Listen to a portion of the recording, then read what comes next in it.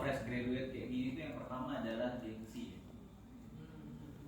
Gimana sih caranya ngalahin gengsi supaya kita mau memulai langkah pertama gitu. Apalagi mohon maaf, clean sheet itu profesinya bersih-bersih gitu. Gimana caranya untuk melawan gengsi tersebut dan apa dampaknya terhadap diri ketika kita bisa mengatasi gengsi tersebut? Penting gak sih kita memelihara gengsi sehingga kita tidak berbuat karena kita malu, karena kita gengsi? Itu gimana sih cara melakukannya? Oke, terima kasih Pak Januar. Nanti tanyain aja ya, bebas mau tentang kuliah, mau tentang kerja, mau tentang startup dan sebagainya, bebas. Nah itu sih salah satu hal ya. Mungkin gini, kalau banyak, saya masih sampai sekarang masih sama kayak dulu, makan masih sama, ini masih sama, karena udah tahu lah gimana ya rasanya ya. Yang terpenting sebenarnya banyak orang yang bilang, oh kalau mau mendirikan perusahaan ataupun usaha itu harus ada modal. Enggak juga kayak gitu. Yang penting ada tekad, kekuatan maupun niat lah yang baik, itu salah satunya. Ya dari 100.000 gimana caranya untuk bisa dapat? Karena udah nyampe miliaran kayak gitu.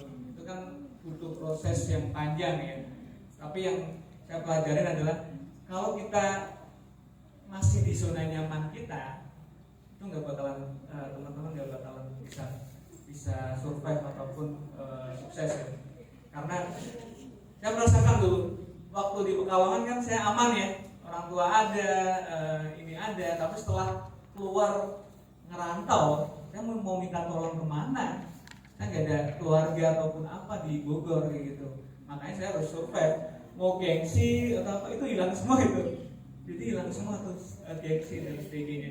Saya satu-satunya mahasiswa IPB yang membuka jasa kebersihan. Iya kan? Yang lain coba bisnisnya apa coba? Ya jualan makanan, minuman, konveksi, terus fashion, ya kan? Normal kan? Ini kok ada anak masuk bidik misi membuka jasa kebersihan, ngambilin laundry dan sebagainya. Itu kan hal yang unik ya. Yang perlu saya itu adalah teman-teman harus keluar dari zona nyaman, tapi cari zona nyamannya lagi. Bentuk zona nyamannya lagi. Saya seneng banget di clean sheet. Maksudnya saya kerja sampai malam pun kayak Evan aja, karena ini menjadi passion saya. Saya strong way saya di sini, visi hidup saya di sini. Karena visi hidup saya kan hidup bermanfaat dan seefisien mungkin. Ada visi hidup saya di sini. Makanya kan saya jalaninya enak. Mau tantangannya besar ataupun apa, itu jadi lebih mudah. Jadi gitu sih. Jadi, nah ini saatnya. Mau masih muda, umur berapa berarti? 17 18 lah ya. 18. Oke. Mumpung masih muda, teman-teman harus nyari passionnya teman-teman masing-masing. Karena apa? Kalau teman-teman udah menemukan passionnya itu, jalaninya enak. Mau seberat apapun, mau sesulit apapun, itu akan terlewati dengan mudah. Karena udah menemukan passionnya. Jadi kayak gitu ya. Oke, buat tetap cari passionnya teman masing-masing. Mungkin animasi ataupun konten kreator. Saya juga konten kreator juga di apa coba? Di TikTok saya konten kreator juga. Jadi berbagai macam lah saya lakukan untuk setidaknya bisa untuk senang maupun hiburan maupun apa. Itu sih begitu. Oke, ada pertanyaan ataupun apa yang pengen didiskusiin? Banyak nih. Depan dulu deh. Suaranya keras ya. Ke depan. Kesulitan atau tantangan terberat waktu ngebangun startup clean sheet ini apa sih, Kak? Oke, terima kasih. Siapa namanya? Fahmi. Ya. Oke, Fahmi. Sabar Berat ya. banget sih. Katanya apa tadi? Benar-benar berat banget karena Pokoknya satu, tadi omong. saya nggak ada modal. Saya uang aja buat makan nggak ada ya. Tapi dulu apa yang bisa saya dapatkan dari modal? Saya lomba-lomba. Saya ngajuin proposal pendanaan ke Kemenristek Dikti, Kemenpora dan sebagainya. Saya dapat sekitar 50 juta waktu itu di awal. Hibah ya. Hibah itu berarti harus dihabiskan. Nah dari situ saya bisa mengisi. Yang kedua, omongan pasti banyak. itu paling berat. Omongan dari teman-teman maupun apa. Makanya kalau mau bisnis, mulai dari sekolah maupun mahasiswa ataupun pada saat kerja. Karena apa?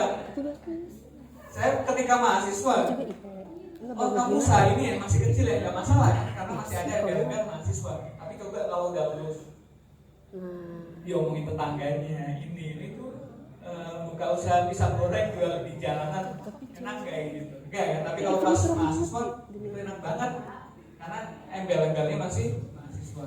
Itu sih. Terus yang paling berat ya dulu gak direstuin orang tua sih. Coba tebak kapan saya bilang saya buka ini? Ketika saya masuk di Candy itu saya baru bilang.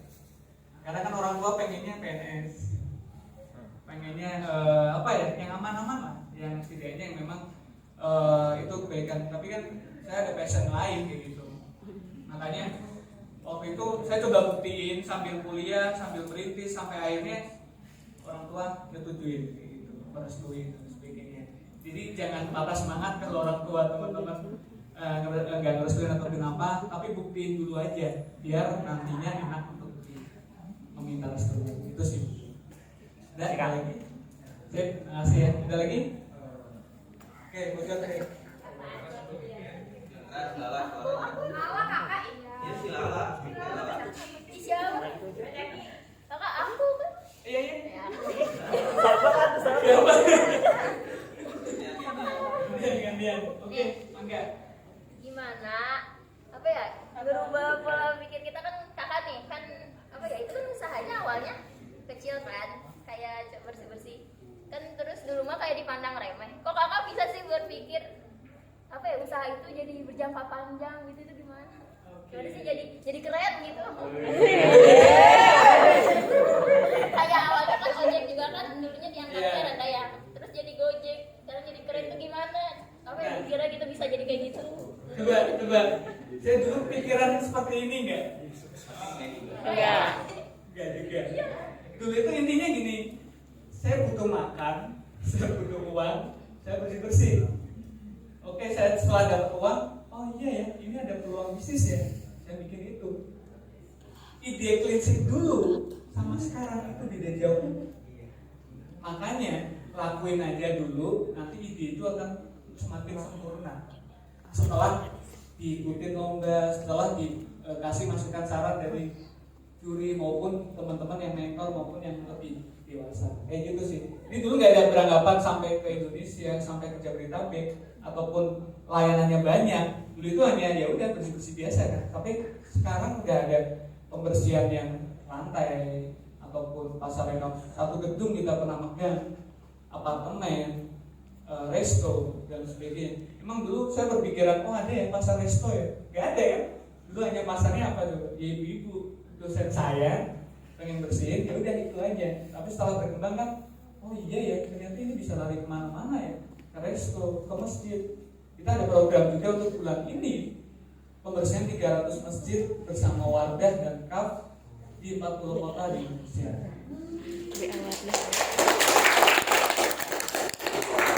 Dulu gak ada gambaran itu pembersihan masjid kan. Nah ada, makanya pelan-pelan. Jadi ide itu gak langsung sempurna. Ide itu akan sempurna kalau kita jalankan.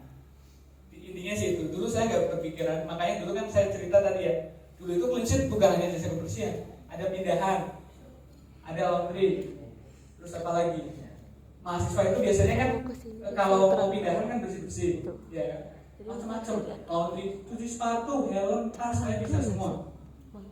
Tapi setelah itu kan saya mikir yang paling untung yang mana ya? Nah akhirnya difokusin ke jasa kebersihan kayak gitu. Jadi lama-lama nanti bakalan tahu sendiri prosesnya. Makanya kesuksesan itu bukan ujungnya ya, tapi itu merupakan proses perjalanannya. Jadi nggak ada ujungnya sukses. Itu ya.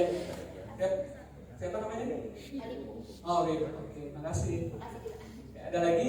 Oke, Wah, luar biasa. Siapa? Kan Nama siapa? salah. Bicara soal omset. Jadi gimana caranya kakak ngebagiin antara kebutuhan company kakak sama kebutuhan kakak buat gaya hidup gitu.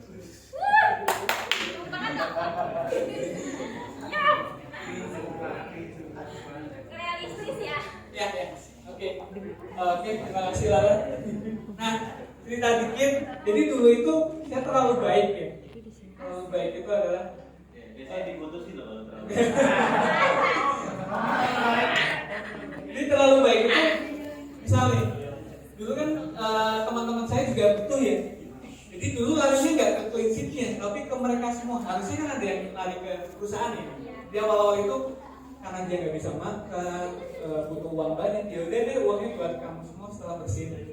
Ya, awal-awal kayak gitu. Tapi lama-kelamaan kan mulai sadar ya, mulai dipisahin antara kebutuhan pribadi dengan kebutuhan perusahaan. Kita social entrepreneur. Saya itu social entrepreneur, tapi intinya bisnis adalah apa? Bisnis harus untung. Nah, keuntungannya itu bisa untuk beasiswa, bisa untuk membantu lebih banyak orang lagi maupun untuk ngembangin usahanya. Jangan kalau pengen gak untung sosial aja ya udah bikin yayasan. Ya sekarang juga saya bikin yayasan sih. Jadi clean sheet itu dua legalnya, PT sama yayasan. Yayasan itu untuk bantuin untuk yang tadi masjid gratis. Kami setiap Jumat berkah itu pembersihan masjid gratis. Jadi terus keliling dan sebagainya. Jadi pemisahan itu sih dulu nggak realistis ya. Dulu itu kalau mahasiswa ataupun yang masih sekolah itu biasanya idealisnya masih tinggi ini dan sebagainya. Tapi lama kelamaan realita hidup itu sulit. Iya kan? Akhirnya tersadar juga. Kalau mau buka bisnis itu harus dipisahin ya. Kebanyakan UMKM gagal itu karena uang pribadi sama uang perusahaan itu disatuin. Itu yang harus disiplinin di situ, harus dipisah. Awal-awal nggak masalah sih, karena memang Mas Lembangun hanya sendiri ya. Saya itu dulu CEO, Chief Everything Officer, semua saya pegang. Ya, jadi semuanya saya pegang. Saya pernah pegang semua, keuangan, apalagi marketing, sales, operasional, saya pernah pegang semua. Gitu. Itu mungkin Lala ada tanya lagi. Udah cukup Lala? Ya coba tanya lagi. Ya, apalagi lah. Apalagi? Kalau misalnya kayak pegawai kakak nih, kan dia dapat dia tuh kayak bayarannya itu langsung dari yang Customer. ya customer atau dari kakak juga, atau customernya bayar langsung ke kakak, nanti gajinya tuh dari kakak gitu. Iya. Oh, nah kita kan aplikasi ya. Jadi pembayaran melalui aplikasi. Nanti habis itu baru dibagi ke mitra-mitranya. Gitu. Jadi tetap melalui kita dulu, karena kalau melalui mereka ya ke perusahaan gak ada ya. Nah kayak gitu. Jadi tetap melalui proses kita, karena kita kan sebagai kita ngerekrut, kita ngelatih, kita ngelepas untuk bisa bersihin di tempat-tempat yang lainnya. Kita nyariin pelanggan juga. Nah setelah dapat pelanggan ya lari dulu ke clean sheet, habis itu kita bagi bayarannya ke teman-teman mitra. Seperti itu sih. Banyakan orang yang tahu clean sheet pasti ngasih tip, dan tipnya biasanya lebih besar dari bayarannya, karena kan mereka itu jadi pelanggan clean sheet itu agak aneh ya. Maksudnya rumahnya kita kan menengah ke atas ya. Kita itu pasarnya menengah ke atas, kos-kosan itu nggak masuk di kita. Sekarang nggak masuk. Jadi menengah ke atas yang berani bayar jutaan, puluhan juta untuk membersihkan aja. Mereka itu kadang pesan kita karena pengen bantu anaknya aja, padahal rumahnya udah bersih. Itu ada kayak gitu. Jadi ada hal yang memang nggak kita ketahui seperti itu. Udah jelas kalau alurnya? Oke, sip, terima kasih. Ada lagi? Oke, yang belakang nih kata teman. Mau bertanya, permasalahan atau problem apa yang pada saat kakak ngerintis awal startup kakak, dan gimana cara ngatasin problem tersebut biar apa ya, startup kakak tuh bisa berkembang lagi gitu kak? Siapa namanya? Iqbal. Problem yang utama sebenarnya di mahasiswa maupun yang pebisnis pemula ya, itu di pola pikir, mindsetnya itu berat banget. Mindset itu paling berat. Maksudnya mindset itu ada dua mindset ya, fixed mindset sama growth mindset. Fixed mindset itu udah saya nggak mampu, saya nggak bisa jadi pengusaha, saya nggak bisa ini, saya nggak bisa itu fixed mindset. Udah pasrah aja tuh sama takdir. Ada yang kedua growth mindset. Ini yang pengen terus belajar, mau belajar. Kalau ada tantangan, dia mau kejar, mau berubah, mau belajar. Nah, itu growth mindset. Ini yang harus teman-teman dapat, yang growth mindset. Semua orang mempunyai kesempatan yang sama, apalagi sekarang dunia berserba digital. Aksesnya sama nggak? Yang kaya sama yang bawah sama nggak? Bisa akses semua. Jadi teman-teman bisa mencapai kesuksesan sama. William Tanuwijaya dulu seperti apa? Iya kan, dari bawah juga kan, padahal dia bukan konglomerat. Ya. Misal banyak yang bilang mungkin, oh saya dari nol dan sebagainya, tapi bapak ibunya kaya raya. Bisa aja ya, gitu. Tapi privilege lah seperti sekarang ya. Tapi ya gitu. Jadi kalau dulu problem saya adalah di mindsetnya. Akhirnya saya gabung ke komunitas pengusaha, komunitas yang memang benar-benar bisa membrainwash saya untuk mindsetnya ini. Kalau teman-teman mau jadi pengusaha, ya teman-teman harus temenan sama orang-orang yang pengusaha juga, ataupun yang pengen usaha juga. Karena nanti obrolannya beda, pengaruhnya juga beda, lingkungannya juga beda. Seperti itu sih. Yang paling saya berpengaruh adalah teman-teman harus cari mentor. Itu yang paling berpengaruh. Saya sebelum ada mentor, gagal semua bisnis saya. Saya itu sebelumnya udah bisnis batik, makanan, minuman, konveksi, jasa jalan-jalan, travel, bangun desa. Itu gagal semua karena nggak ada mentor yang gigi. Kalau ada mentor, nah alhamdulillah prinsip bisa sampai saat ini. Itu ya. Itu Iqbal. Oke. Ada lagi? Oke, depan dulu ya. Oke, ya. Kan dalam sebuah usaha itu turun naik. Kadang orderan banyak, kadang dikit. Bagaimana sih cara kita mengatasi usaha